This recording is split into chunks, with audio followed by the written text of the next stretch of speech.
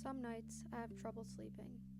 It's one of those things where your body feels tired but your mind isn't. Over the course of these nights, I have tried various methods to overcome it. I came across one person who said, "Picture yourself walking through your childhood home." Well, this, or at least a place that feels safe enough. What happens here is that you distract yourself with every little room and detail, and your nervous system slows down as you begin to drift off into sleep.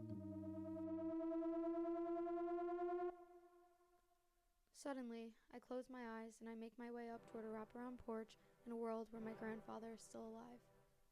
To the right is a 3x3 foldable black table where he and my aunt sit, and at other times, whatever visitors want to join.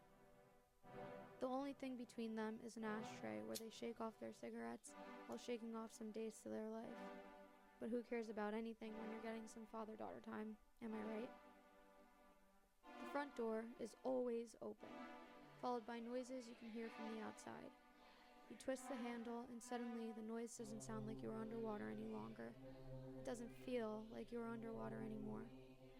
In this house, you are always greeted with excitement, like it's almost a surprise you even showed up there in the first place. The place freezes for just a moment and then goes perfectly back to being imperfect.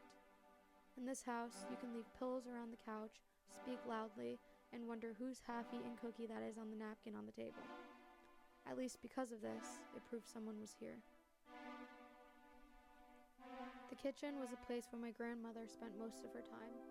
So much so that she burnt the stove burners out, left cracks on the counter, and the ceiling fan stopped spinning.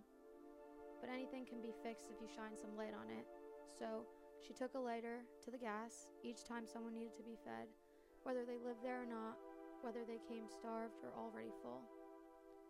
Neighboring the kitchen, there was a dining room table that felt like it could seat almost as many people as a restaurant could. Neighboring the dining room table was a wraparound couch that sat some people who now lay in the ground. There were pictures hung up around the place of generations. A woman I had never met before but somehow looked like me. 8 children and those kids' children. And if it wasn't for a frame taking up a shelf, then it was little porcelain figurines all scattered around the spare spaces. And then there was the bathroom, where pretty much all of the young children were given a bubble bath after Sunday dinner. You would have almost thought it was ritualistic. The same bathroom where I would watch my aunt curl her eyelashes and blow out her hair, where I learned a little bit about womanhood. The toilet I ran to throw up in on Thanksgiving when my mother told me she was pregnant for the 3rd time. The place my cousins and I would get ready in when we played dress-up, leaving nothing but gel all over the sink. Who knew a cardboard box of a room could hold so much? There were sliding doors right outside of the bathroom, which led to the backyard. If you walked outside, you did it barefoot. That's at least if you were a kid, of course.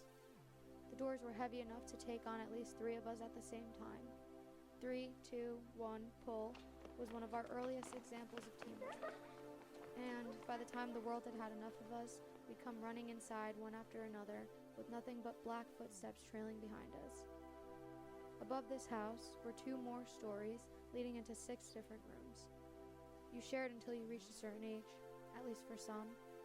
Other rooms were occupied not just by family members, but by friends who couldn't call another place home. When one person moved out, another moved right in, a system my grandmother created that just worked for everyone. This was the place that prepared you for the real world. It's a nest they all fled until there was nothing left. This house was built of brick, but it's the bones that kept it standing. Every holiday, birthday, Sunday dinner, and can I come over for dessert was held here. I think about this place a lot, so often that I dream about it. Maybe it was the walls, the time of being young, or the people who were still there.